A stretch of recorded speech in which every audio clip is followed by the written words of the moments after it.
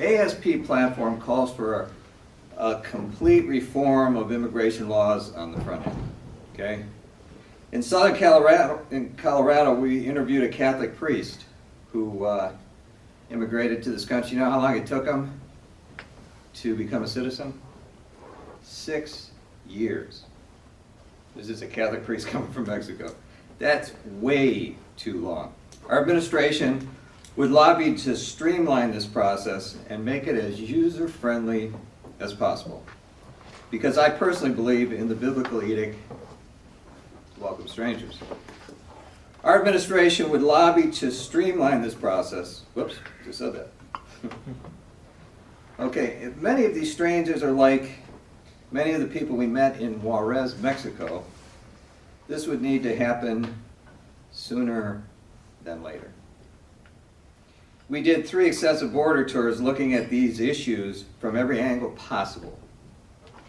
And at one point we went across the border into Juarez, which at the time was referred to as the murder capital of the world.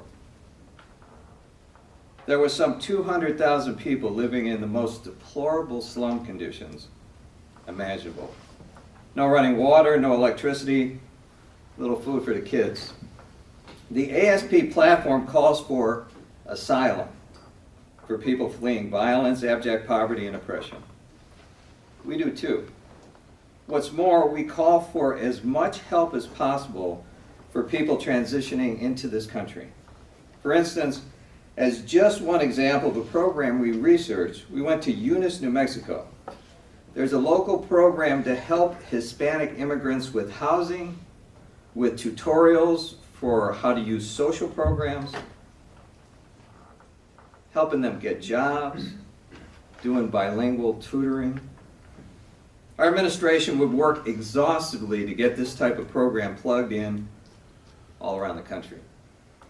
As we would work to establish amnesty for most of the 11 million so-called illegal immigrants already here, and family reunification, and so on. And finally, our administration would unleash a barrage of Peace Corps and other help into Mexico and Latin America to help those countries become as sustainable as possible. A lot of these people don't want to leave their family. They don't want to leave their homes. They don't want to leave their culture. But if their kids are hungry or in harm's way, well, I do the same thing as a parent. The title of this category is called Border Security. Several years ago, our family volunteered for a winter at a Catholic worker house in Atlanta. Part of the population they served were illegal immigrants. One of these men one day said to our daughter, "You know, Sarah, at least when I get to the gates of heaven, God won't ask me for a green card." Note, but what about us? That is, us as in the U.S. Are we going to be met with a big fence at the border of heaven if we don't help these people?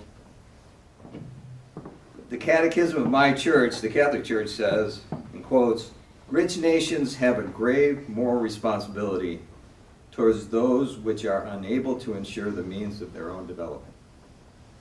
Right now, that would be large swaths of Mexico and Latin America. For us,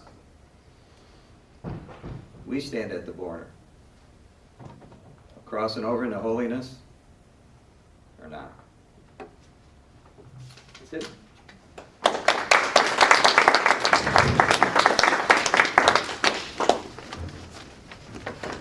At this time, I'm going to call Miss Young to the podium again, and